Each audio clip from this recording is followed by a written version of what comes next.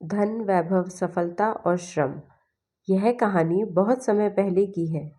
एक गांव में एक लकड़हारा अपनी पत्नी और बेटे के साथ रहता था। वो दिन भर लकड़ियां काटता और पास के बाजार में बेच आता था। उससे जो आमदनी होती थी उसी से उसका गुजारा होता था।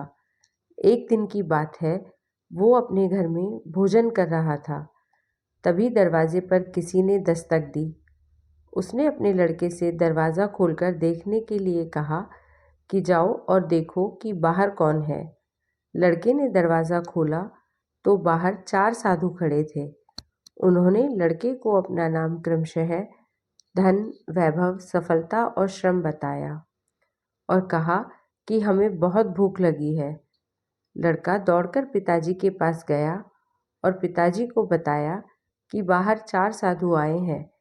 लकड़हारे ने अपने लड़के से कहा कि जाओ और चारों साधुओं को आदर सहित अंदर लेकर आओ।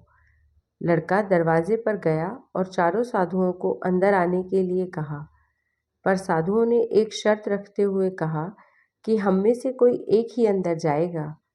लड़का फिर से पिताजी के पास गया और साधुओं के द्वारा कही गई शर्त बताई। अब लकड़हारा सोच में पड़ गया कि किसे बुलाया जाए। लकड़हारे की पत्नी सफलता को बुलाना चाहती थी। वो खुद धन को बुलाना चाहता था। दोनों विचलित हो गए। वे सोच नहीं पा रहे थे कि किसे बुलाया जाए। तभी लड़के ने कहा कि हम लोग वैसे भी मेहनत करके कमाते और खाते हैं, तो क्यों न श्रम को बुलाया जाए।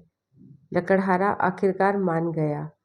लड़के ने दरवाजे पर जाकर श्रम को अंदर आने को कहा, पर जैसे ही श्रम अंदर आने लगा, बाकी के 3 साधु भी पीछे पीछे अंदर आने लगे। तो लड़के ने उत्सुकतावश पूछा कि मैंने सिर्फ श्रम को अंदर आने के लिए कहा है, फिर आप सब अंदर क्यों आ रहे हैं?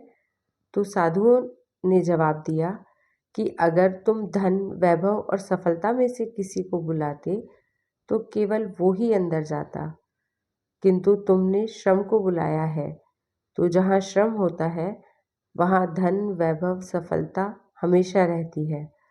लड़का उन चारों को सम्मान के साथ अंदर ले गया और वो सब बहुत खुश हुए।